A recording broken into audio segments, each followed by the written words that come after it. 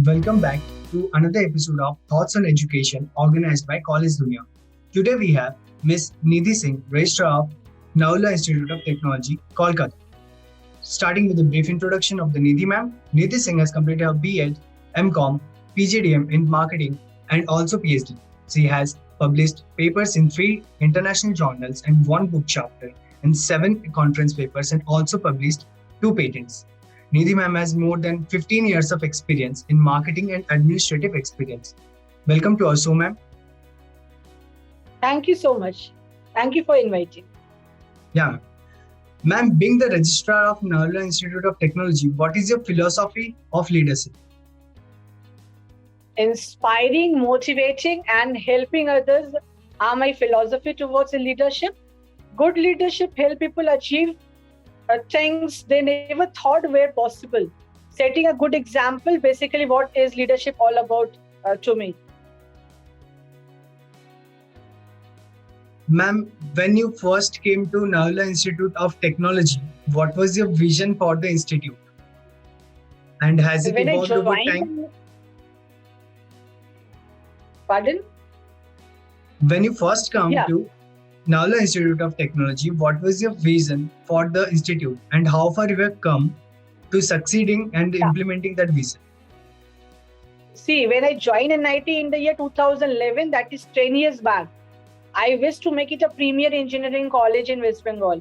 And once I joined, after that, the institute has received World Bank funded techie project that was worth rupees 6 crores for the quality of improving the technical education and for the overall improvement of the institute. And after that, we received NAC accreditation. Then it was awarded Autonomous Institute from UGC and Macaut.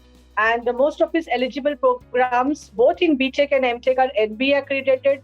Further, it became the first institution in the Eastern India to receive the prestigious QS international rating, and it has also received NIF ranking from the last 4 years. So the journey throughout these 4 years, throughout these 10 years, were quite interesting, and we have gone up and up and up. Ma'am, how do you strategize about the key programs and the plans for the marketing and administration of your institute? See, regarding marketing, we need not publicize much as our students are a brand ambassador. We just have to focus on our students' content and the students' strength. They are basically our word of mouth, and we get admissions through them only. Why? Because our main target is to always give our best and strategize about overall development of a student so that they can be industry ready and they can easily get placed. Once the students who joins Narula after 4 years of his or her journey, when he or she becomes an engineer and gets placed in a good MNC, then they are only our brand ambassador. They promote our institute to the others, and we get the market admission. So regarding marketing, we did not do much about to attract students. And regarding administration, if you talk about, we focus a lot about in the discipline area of the students. Uniform is must to bring about a sense of equality among all. We are very strict on students' attendance as well. Our institute has zero tolerance policy against ragging, bullying, etc. We want our students to suffer the pain of discipline rather than to suffer the pain of regret afterwards. So this is all about how do we strategize our administration with the students. Ma'am, what are some of the biggest challenges you see in both higher education sector in general and in particular for your institute? Right now, the biggest challenge is this pandemic, and the biggest challenge for higher education as well as for our institute was to cope up with the online education right now and make students comfortable with the new normal design. However, we were the pioneer in starting online classes just after 2 days of declaration of lockdown last year. Just after the government declared lockdown, after 2 years only we initiated our online classes. And now after 1.5 years, our faculty and staff are fully conversant with this new technologies. Each one of them have made video lectures of theory as well as the lab classes. And we have shared the same with our students for their better understanding. So now gradually we are coping up with this new normal and we are excelling here as well. Ma'am, how do you try to bring in the practical approach towards the subjects and make it industry oriented for your institute? See, like we at NIT, we always give extra weightage to project-based learning, where students learn by doing. They have been assigned some project, they are working in a team, and they design some products and do some innovations. So we also conduct. Other than that, we also conduct several seminars, conferences, industrial talks by industrial experts. We send our students to industry for internship as well as for different industrial visits we organize throughout the year. Regarding the curriculum and the syllabus, our syllabus and curriculum are totally industry oriented. They fulfill the requirement of the industry. It gets changed at regular intervals based on the industry changes, based on the current industry demand. In our board of studies, we have nominations from relevant people from industry who guide us regarding the industry expectations, and we form a syllabus as per the industry demand, so that our students just after complete, in fact before passing out, they become industry ready. So once they go into the industry, they do not face any new thing because the industrial business and internship they have already done. So this way we try to incorporate with the industry and bring about a good industry academia relationship. Ma'am, how do you try to tend to make a healthy relationship with the students and the fellow faculties of your institute? Our institute practices a very strong mentor-mentee relationship. Each faculty is a mentor of some of these mentees. Some of the students, we call it with them as mentees. So students discuss all sorts of problems, be it academics or non-academics, with their mentors, and they also the mentors try to come up with all possible solutions for them.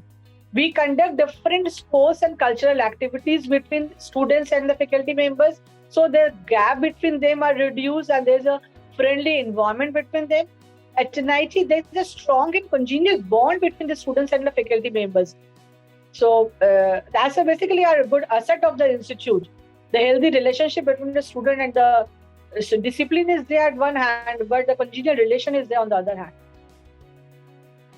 Ma'am, how does the institute enhances the skills of the faculties and also prepares them according to the industry standards? Yeah, like it's very important. Every new faculty who join our institute, they have to undergo induction program or orientation program, wherein they are taught about the institute rules and regulations, code of conduct, etc. All the faculty undergo short-term training programs, short-term development programs, faculty development programs, as well as management development programs for enhancement of their skills as per this industry standards. And as already mentioned, many of the industry members are the part of our committee with various committees, and they regularly help and guide our faculty members to cope up with the new industry challenges, so that they can imbibe these challenges, they can imbibe this education to the next generation. Ma'am, what are your views upon the placement of the higher education for your students of the institute? So placement is a very vital part of our institute. It's like a pillar. We focus on placement very religiously. From first year onwards, we provide BCT training. We call it as beyond curriculum training to the students. Along with that, we also provide, as I also already mentioned, industry visits, internships, seminars, workshops, soft skill classes, aptitude classes, technical training to them. And we have a very dedicated team of training and placement cell who moves no stone unturned for getting the students placed. What I mentioned, like the soft skills, aptitude skills, technical skills, these are some of the things that are required when a student goes and faces the interview. So we train them from the first year onwards, so that in the fourth year they are very conversant with the system of the interview process. We also conduct a lot of the interview sessions, mock PI, mock GD sessions, so that they get conversant with the system and do not face any hesitation when they face the interview. Ma'am, what do you think? To inform you, more than 89% of the students are already placed. Even in this pandemic also, a lot of many of the students have got a lot of multiple offers companies.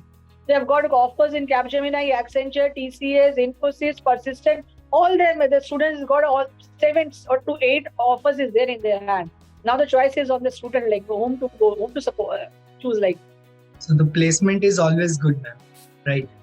yes, placement. We are very much like concentrating about the placement, because when a student enters into the 4 years of education, the parents invest so much money. So end of the day, they want that their students should be employable. The students should get some placements. So we are very concentrated. We are very serious about the placement activities. This is why. This is the reason we started beginning from the very first year onwards. Ma'am, what do you think should be the institute top priority for the next 10 years? See, our institute vision for the next 10 years is to get all its approved program NBA accredited, both in the MTech and the BTech sector. We also plan to have PhD as a minimum criteria for all the faculty members. Right now, more than 45% of the faculty members are already PhD holders, and rest of them have already registered or enrolled. So we can plan like after 10 years, all the faculty members, is there with us, they will be a PhD holder. And we are focusing on improving on the research and consultancy activities at NIT. We are also getting prepared to get more international ratings for the institute. We are also focusing on the innovation and entrepreneurship of the students, so that nowadays is a Make in India concept is there.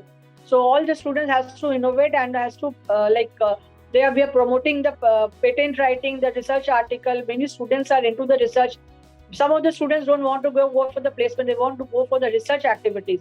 We are also promoting these research activities, but throughout these 10 years, we want them to be, our institute to be more research-oriented institute. Ma'am, what valuable advice would you like to give to the students for having a prosperous career ahead? See, like I would always advise our students, all concerned, rather to be happy, confident, and positive in all the situation it's come across their way. I strongly trust that the belief that you can have a meaningful career is the very first step to finding a one. So my students are always confident and ready to face any challenge. So this is my mantra of life, and I try to inculcate the same to my students as well. Ma'am, that was such an insightful message. I hope that this conversation of ours would help the students to learn something from it. And thank you so much for sparing time in this difficult period and having this interview, ma'am. Thank you so much. Thank you for inviting me. It was wonderful talking to you. Thank Thank you. you so much, ma'am.